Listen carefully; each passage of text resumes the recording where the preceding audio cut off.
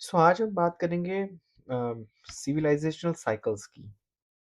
Basically how empires rise, peak and then collapse. ये एक पूरी साइकिल होती है हर एक सिविलाइजेशन की। आपने नोटिस किया होगा या पढ़ा होगा कहीं। और यही चीज़ जो होती है वो बार बार होती रहती है। तो आज हम इसके ऊपर थोड़ी बात करेंगे और उसमें डीप डाइव करने की कोशिश करेंगे। कैसे सिविलाइजेशन अचानक ही उठती है, चमकती है और फिर गिर जाती है। हर एम्पायर को लगता है कि वो हमेशा चलेंगे, उनका फॉल कभी नहीं होगा। हर सुपर पावर को लगता है कि डोमिनेंस उनका परमानेंट है, और हर सिविलाइजेशंस को लगता है कि उनकी गोल्डन एज कभी खत्म नहीं होगी। लेकिन हिस्ट्री एक बात ना बार बार रिपीट करती है: empires rise, peak and then collapse in a predictable cycle. आज के एपिसोड में हम देखेंगे कि सिविलाइजेशंस का बर्थ कैसे होता है, वो पीक कैसे करते हैं, क्या करते हैं और वो कैसे अचीव करते हैं वो वाला पीक, फिर वो उनका डिक्लाइन कैसे स्टार्ट होता है, और सबसे इम्पोर्टेंट, आज कौन सी सिविलाइजेशन ये जो सिविलाइजेशन है अपनी, वो कौन सी स्टेज पे खड़ी हुई है। इनफैक्ट आज एक नहीं है, आज मल्टीपल सिविलाइजेशन है। वो कौन सी स्टेजेस पे है, हम उसकी भी बात करेंगे। हर सिविलाइजेशन का एक स्टार्ट होता है स्ट्रगल से। कॉमन ट्रिगर्स होते हैं जैसे कि हार्श एनवायरनमेंट, बाहर की थ्रेट्स, एक्सटर्नल थ्रेट्स होती है, स्केर्सिटी, सर्वाइवल प्रेशर। एक प्रेशर ग्रुप एक ये जो प्रेशर होता है एक ग्रुप को यूनिटी, डिसिप्लिन और इनोवेशंस सिखाता है। एग्जाम्पल, जैसे सिंपल लैंग्वेज में कहे तो Rome started as a small vulnerable city, if I remember it. China rose from like a constant war between the kingdoms, right. America जो है वो भी ऐसे हार्डशिप से और ऐसे स्ट्रगल से गुजरा है। इंडिया का जो एंशियंट एंशियंट जो सिविलाइजेशन है वो भी रिवर की, मतलब इंडस वैली और गैंजिस वैली के ऊपर जो किंगडम्स थे वहां से निकला हुआ है। तो बर्थ फेज का मोटो है सर्वाइव एट एनी कॉस्ट। आपको सर्वाइवल ही करनी है। इस स्टेज में सिविलाइजेशन पतली होती है, हंग्री होती है और एम्बिशियस होती है। They are very small in size, पतली का मतलब। अ, जब सर्वाइवल सिक्योर हो जाता है और तब वो सिविलाइजेशन जो है वो एक्सपैंड करने लगती है। उसमें जो की फीचर्स आप देखते हैं तो वो होगा like strong leadership.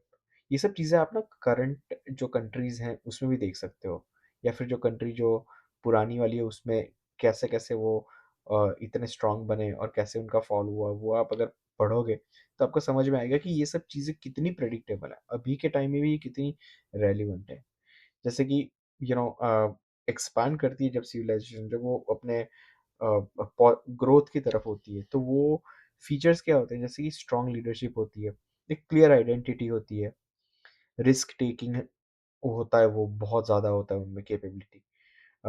Innovations, they do rapid innovations very quickly, and military and economic expansion. इस स्टेज में लोगों में बिलीफ होता है हम कुछ भी कर सकते हैं। जैसे राइजिंग कंट्रीज जो होते हैं, and I I can see this in India, जब मैं इंडिया में जाता हूँ तो ये मैं बहुत देखा है कि लोगों में एक अलग सा कॉन्फिडेंस है। जो हम थे वहाँ सालों पहले, तब तो नहीं था, वो आज है। तो ये आपको पता चलता है कि ये राइज की तरफ है। एग्जाम्पल्स जैसे हम देख लें तो वो रोम का रिपब्लिक इरा जो है वो उसका राइज था। चाइना की जो अर्ली जो डायनेस्टीज थी, अमेरिका का 19th और 20th सेंचुरी का एक्सपेंशन देख लो, और इंडिया का करंट इकोनॉमिक और टेक्निकल राइज, राइट, वो देख लो, तो वो सब में आपको राइज दिखेगा। पीक पर सिविलाइजेशन सबसे ज्यादा पावरफुल होती है, पर आयरनिकली यही से डिक्लाइन भी शुरू होता है। मतलब यहीं से वो डिक्लाइन का जो सीड होता है ना, वो अंदर रख दिया जाता है, वो पीक पावर पे। और पीक पावर का कैरेक्टरिस्टिक्स है जैसे कि wealth, unmeasurable wealth, stability, cultural confidence, global influence और स्ट्रॉन्ग इंस्टीट्यूशंस। लेकिन साथ ही आती है complacency, over confidence, luxury, too much luxury, right, internal divisions, bureaucratic expansion. Peak का मोटो है हम अनबीटेबल है, हम हमारे सामने कोई नहीं है। और यही थॉट जो है वो डेंजरस होता है, यहीं से फॉल शुरू होता है। और एग्जाम्पल्स देखो तो रोमन अंडर सीजर्स, राइट, वो उनके पीक पे थे वो रोमन्स उस टाइम, जूलियस सीजर के टाइम पे। मिंग डायनेस्टी चाइना में पीक, विक्टोरियन इरा जैसे क्वीन विक्टोरिया का Britain peak, America after cold war peak. Peak के बाद होता है डिक्लाइन, और वो होता ही होता है। डिक्लाइन कभी एक दिन में नहीं होता दोस्तों, ये स्लोली, इनविजिबली और साइकोलॉजिकल होता है। दिमाग से खेलता है लोगों के कि हम खत्म हो रहे हैं, हम जा रहे हैं। ये भी बहुत मतलब एक इम्पोर्टेंट पॉइंट कहते हैं इसे। डिक्लाइन का इंडिकेटर्स जो होते हैं वो होते हैं इंटरनल पोलराइजेशन, अंदर अंदर फूट एक दूसरे के अंदर कम्युनिटीज में, लॉस ऑफ शेयर्ड आइडेंटिटी, जैसे कि अभी जैसे अमेरिका में not everybody is proud to be American, there was a time when everybody was proud to be American, or as per races people don't consider themselves American। तो ये एक है, right. Economic inequality बहुत ज़्यादा बढ़ जाती है, करप्शन, ओवर स्ट्रेचिंग, हर एक चीज़ में ओवर स्ट्रेच होता है, मिलिट्री ओवर स्ट्रेच होती है, मेडिकल ओवर स्ट्रेच होता है, ब्यूरोक्रेसी ओवर स्ट्रेच होती है, हर एक जो सर्विसेज होती है वो ओवर स्ट्रेच होती है। वो होता है डिक्लाइन। डिक्लाइन में बर्थ रेट्स जो होते हैं आपके, overall birth rates, human birth rates, वो भी डिक्लाइन में आते हैं। फिर डिपेंडेंसी ऑन पास्ट ग्लोरी, हम वो थे, हम वो तुर्रम खान थे, तो वो भी बहुत आता है। सिविलाइजेशन का मोटो बन जाता है हम पहले जैसे क्यों नहीं रहे। ये इंडिया में I can definitely relate to this. India में 30 साल पहले, 30-35 साल पहले ये लोगों में था कि हम पहले जैसे क्यों नहीं रहे। वो एक डिक्लाइनिंग जो पावर होते हैं वो इसमें आते हैं। हम उसमें थे, मतलब वो हमारा एंडिंग था शायद। पर पिछले 15 साल से एक कॉन्फिडेंस, एक राइजिंग पावर का होता है, वो है। These are the clear science if I can see this properly. Example देखो तो लेट रोमन एम्पायर डिक्लाइन में था, ऑटोमन एम्पायर का जो लास्ट टाइम था वो डिक्लाइन में था, सोवियत कोलैप्स को देख लो, ब्रिटेन आफ्टर वर्ल्ड वॉर 2, ये डिक्लाइन के बाद आता है।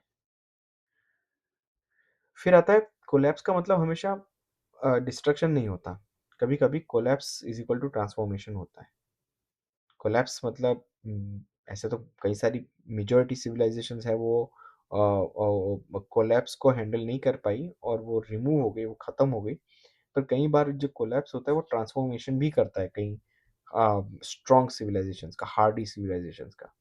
जैसे कोलैप्स है वो ट्रिगर करता है economic crisis, right, internal external invasions, बाहर से हमले, इंटरनल रेबेलियन, अंदर से रेबेलियंस होना, इंस्टीट्यूशंस ब्रेक डाउन, कोई इंस्टीट्यूशन सही से काम नहीं करे, और लॉस ऑफ लेजिटिमेसी। कोलैप्स के बाद सिविलाइजेशन या तो उसका रीबर्थ होता है, जैसे चाइना है, इंडिया है, उनका रीबर्थ हुआ है, तो वो मरे नहीं है, या फिर वो डिसअपियर हो जाते हैं, मर जाते हैं। जैसे मायन सिविलाइजेशन है और मेसोपोटामिया का सिविलाइजेशन था, वो कोलैप्स हुए तो वो मर गए, वो खत्म हो गए, वो भी है ही नहीं। तो ये साइकिल्स जो होती है वो रिपीट करती है। सिविलाइजेशंस की साइकिल एक व्हील की तरह होती है, वो जैसे स्ट्रगल करते हैं, फिर राइज करते हैं, फिर पीक करते हैं, फिर डिक्लाइन करते हैं, फिर कोलैप्स करते हैं, और कोलैप्स के बाद कभी कभी वापस रीबर्थ होता है, वरना कोलैप्स के बाद फिर खत्म हो जाता है। और हमें वी शुड बी प्राउड कि भारत एक वन एंड ओनली सिविलाइजेशन है आफ्टर चाइना। और चाइना ने तो टेक्निकली तो उन्होंने अपना सिविलाइजेशन खत्म कर दिया है कम्युनिज्म की वजह से, if I see it correctly, but India is then the only civilization which is actually a continuous civilization। तो हमें we should be so proud of it, like कि हम वो एक वो कंट्री से हैं, कि वो सिविलाइजेशन से हैं कि जो ओल्डेस्ट है अभी at this point of time. तो आज की सिविलाइजेशंस जो हैं वो किस स्टेज पे है, और डिफरेंट कंट्रीज की हम बात करेंगे तो ये बहुत इंटरेस्टिंग है। जैसे कि अमेरिका जो है वो लेट पीक अर्ली डिक्लाइन, मतलब कि वो पीक पे तो है पर वो पीक से काइंड ऑफ नीचे आ चुका है, और डिक्लाइन शुरू हो ही रहा है, हो गया है ऑलमोस्ट, राइट। वो इसके बीच में नहीं है, वो शुरू हो रहा है। ये बहुत ही अर्ली स्टेज है उसके डिक्लाइन का, जहाँ अभी भी इनोवेशन जो होती है वो स्ट्रांग होती है, कल्चर जो होता है डोमिनेंट होता है, पर इंटरनल पोलराइजेशन जो होता है वो हाई रहता है, और बर्थ रेट्स जो होती है वो फॉल करती है, नीचे जाती है। और इंस्टीट्यूशंस में, लार्जर इंस्टीट्यूशंस में जो ट्रस्ट है वो कम हो रहा होता है। अमेरिका अभी भी बहुत पावरफुल है, पर ये साइकिल के नेक्स्ट स्टेज की तरफ ना मूव कर रहा है। And if you look eight China, तो चाइना ऑलरेडी राइज कर चुका है। वो अब राइज जो है वो अब पीक की तरफ जा रहा है, राइज हो चुका है वो, अब वो पीक की तरफ जा रहा है। तो basic if you look at it in a way, तो ऐसा है कि अमेरिका और चाइना दोनों एक ही लेवल पर है अभी, पर डिफरेंस यही है कि ये चाइना जो है ना वो अर्ली पीक पे है, तो मतलब वो तो अभी और भी ऊपर जाएगा, पर अमेरिका जो है वो अर्ली डिक्लाइन पे है, तो मतलब वो यहाँ से नीचे ही जाएगा। तो एज यू गो फर्दर आप देखोगे कि इनके बीच में जो गैप है ना, चाइना और अमेरिका के बीच में अभी ये है ना, तो नेक्स्ट 10-20 ईयर्स में, 10-20 ईयर्स में शायद बहुत ज़्यादा हो जाएगा, let's say next 5 to 7 years में ये गैप थोड़ा सा ऊपर हो जाएगा। You will clearly be able to see कि भाई ये हायर पावर है, ये ज़्यादा डोमिनेंट पावर है। तो चाइना अभी वो लेवल पे है जहाँ इकोनॉमिक ग्रोथ है, इंफ्रास्ट्रक्चर का डोमिनेंस है, स्ट्रॉन्ग स्टेट है, राइट। पर डेमोग्राफी में क्राइसिस है, demography is a big problem for them, death pressure बहुत ज़्यादा है, और अभी मोमेंटम जो है वो स्लो हो रहा है उसका। चाइना पीक के क्लोज है, पर लॉन्ग टर्म सस्टेनेबिलिटी जो है उसकी वो बहुत बड़ी क्वेश्चनेबल है। और मेजोरिटी जो जैसे लोग कहते हैं, एक्सपर्ट्स जो हैं वो कहते हैं, तो अपने को समझ आता है कि ये शायद ज़्यादा लॉन्ग टाइम तक जो है वो पीक पे ना रहे और उसका डिक्लाइन जो बहुत जल्दी शुरू हो जाए। इंडिया जो है वो अर्ली राइज पे, वो जस्ट राइज हुआ है, जस्ट हुआ है, अभी तो काफ़ी आगे जाना है, पर अभी राइज हो चुका है, अभी वो आगे ही जाएगा, दैट्स व्हाट इट्स सेइंग। और जिसमें अभी अपना यंग पॉपुलेशन है इंडिया का, टेक बूम है, rising confidence among people, growing global influence. India अभी अपने मोमेंटम फेज में है, अभी वो मोमेंटम पीक कर रहा है। अगर इंस्टीट्यूशन स्ट्रांग रहे ना, ये यहाँ अगर आपने सही से काम की और सरकारें सही से चली और एक रिस्पॉन्सिबल गवर्नमेंट आगे नेक्स्ट 30-40-50 ईयर्स तक रही, तो India is going to be on a very very good, very very good place. ये बेसिकली ये डोमिनेंस को चैलेंज करेगा चाइना के, और चाइना और इंडिया के बीच में फिर वो वाला कंपटीशन होगा कि जो अभी इंडिया चाइना और अमेरिका के बीच में हो रहा है, and ultimately the winner will be India. And this is not if we play cards right, if India does everything good, then ये जो है वो 20-30 ईयर्स में ही आएगा, ये बहुत टाइम नहीं लगाएगा इंडिया को डोमिनेट करने में। ये 20-30 ईयर्स में India will be dominating even China, अगर हम अभी सही से चले तो let's talk about Europe. Europe जो है वो लेट पीक और डिक्लाइन की तरफ है, मतलब वो पीक जो है उसका ख़त्म हो ही गया है। पीक क्यों कह रहे हैं अभी, क्योंकि अभी भी वहाँ वेल्थ है, इसलिए वो भी लेट पीक की तरफ है और डिक्लाइन हो रहा है उसका। जहाँ अभी भी पैसा है थोड़ा बहुत, स्टेबल है, एथिकल लीडरशिप है कंपैरेटिवली, पर एजिंग पॉपुलेशन है, फ्रेगमेंटेशन है, और रिस्क टेकिंग एबिलिटी बहुत लो है। यूरोप में यूरोप विजडम का तो सेंटर है, पर एनर्जी लो है उसकी। Russia at this point of time is a decline power, it is a decline power, it is not no longer a power। यहाँ से बहुत इंपॉर्टेंट उनका फेज शुरू होगा कि रशियन सिविलाइजेशन खत्म हो जाएगी आने वाले टाइम में, या फिर वो एंड्योर करेगी और उसका रीबर्थ होगा, वी डोंट नो येट। पर इसमें रशिया के पास क्या है, अभी रिसोर्स पावर है, मिलिट्री स्ट्रेंथ है, पर इकोनॉमिक स्टेग्नेशन बहुत डिजास्ट्रस है, बहुत खराब वाला है। वहाँ इकोनॉमी बढ़ ही नहीं रही। डेमोग्राफी जो है वो कंप्लीट कोलैप्स हो चुकी है वहाँ, और आइसोलेशन में है ये लोग। तो रशिया एक वुंडेड सिविलाइजेशन जैसा है, जो अपनी लॉस्ट ग्लोरी को रिकवर करना चाहता है। ठीक है। Then comes Africa. अफ्रीका अभी अभी बस उसका बर्थ हुआ है, समझ लो। अभी उसका बहुत टाइम बाकी है, और ये राइज होने शुरू ही हुआ है, मतलब शुरू भी नहीं कह सकते। वो लोग देख रहे हैं कि भाई ये एक स्लीपिंग जायंट है। इसका पॉपुलेशन भी, मतलब उसका जो पोटेंशियल है वो बहुत ज़्यादा है, बहुत ज़बरदस्त है।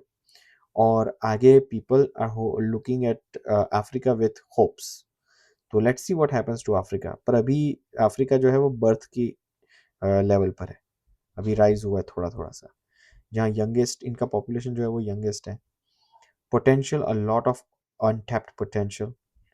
अर्बनाइजेशन बूम हो रहा है वहाँ। और अफ्रीका 21st सेंचुरी का एक सरप्राइज पैकेज हो ही सकता है, मुझे तो लगता है। फ्यूचर का वर्ल्ड ऑर्डर कैसे होगा? Well, to be honest, civilisational cycles के हिसाब से वर्ल्ड जो है वो अभी मल्टीपोलर होगा। जैसे no single empire will dominate, this is clearly seen. एक पावर का अभी टाइम गया, दो पावर का टाइम गया। India and Africa will rise. Demography is equal to destiny. Simple सी बात है भाई, पॉपुलेशन बढ़ाओ अपना।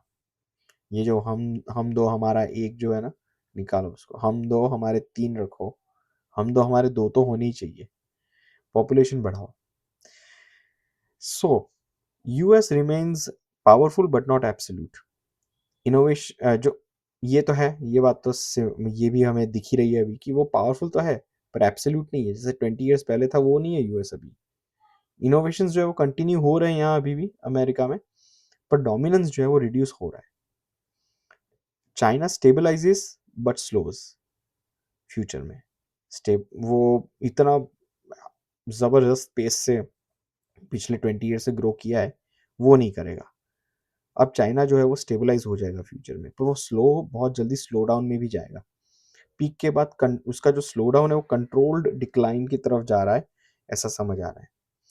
और फ्यूचर में जो नेशंस हैं वो नेटवर्क से पूरा अपना अलायंस करेंगे। ये power shift is happening from territory to technology. पहले टेरिटरी से होता था, अभी टेक्नोलॉजी से हो रहा है, नेटवर्क से हो रहा है। कौन से देश एक दूसरे के साथ मिल के काम कर रहे हैं टेक्नोलॉजी से, वो होगा रियल में अलायंस, और वो होगा रियल में वर्ल्ड ऑर्डर। अलग अलग कंट्रीज होंगे, for example Africa and India will tie up, and India will be, or will also be tying up with Europe, right, for a economic linkage, Russia. So all these is like, alliances जो हैं वो technology के through होंगे। wars का alliance, wars जो हैं वो hopefully this is going to be era of past going in future. Why this cycle repeats? That's the question that must be coming in everybody's mind. Human psychology, simple answer, human psychology doesn't change. Hard times create strong people, right? Strong people create good times. Good times create weak people, and weak people create hard times. ये एक पूरा loop है ना। ये एक बहुत काफी जाना माना फेज मैंने यहाँ से लिया है, कि ये एक लूप में सिविलाइजेशन फंसी हुई होती है। स्ट्रगल करती है, फिर पीक होती है, फिर डिक्लाइन होती है, फिर कोलैप्स होती है, और या फिर रीबर्थ होता है।